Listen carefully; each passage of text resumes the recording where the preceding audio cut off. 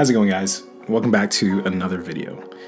So I just completed what seems to be the first season, hopefully amongst many, of Dorohedoro. In this video, I just want to touch on three things: the anime art style, certain characters I really enjoyed, and lastly, questions that may have subtly been answered without my knowing or are yet to be answered. First of all, I want to admit something.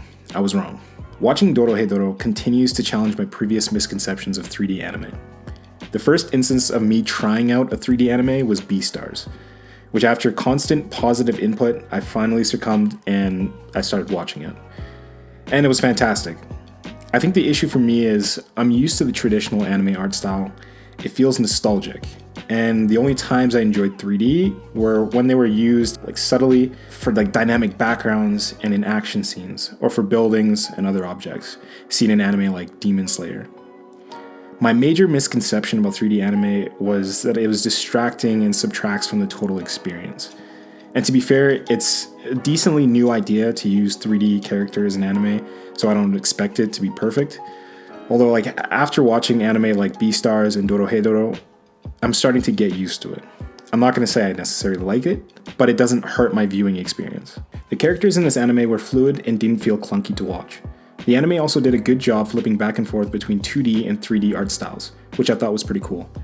If I could chat with the animation team, I would love to ask them how they determined which scenes would be in 3D and which ones would be in 2D. Because as I was watching, I couldn't really determine a pattern. It honestly felt random. There was even a side character who remained 2D throughout the entire anime, while basically every other character had a 3D render. Briefly, I wanted to touch on a particular character of this anime I thought was interesting. I'm not going to go super in depth, just so I don't spoil anything for those who haven't watched the anime yet. I enjoyed basically every character, but what stood out to me the most is the main so-called villain, N. I honestly couldn't grow to dislike the guy. He didn't really have a typical evil demeanor.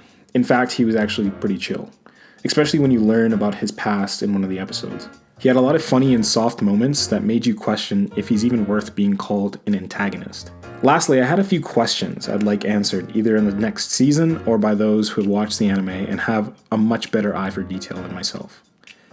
If you haven't seen the anime and you fear it being spoiled, just skip ahead. My first question is, I'd love to know the connection between N and mushrooms. Why did they determine that to be his magic power?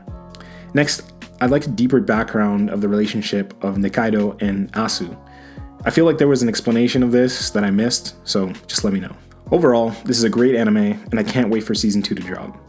I'd give it a solid 8 out of 10, and it's definitely worth putting on your to-watch list. Anyway, thanks for watching, liking, subscribing, and I'll check you in the next video. Peace.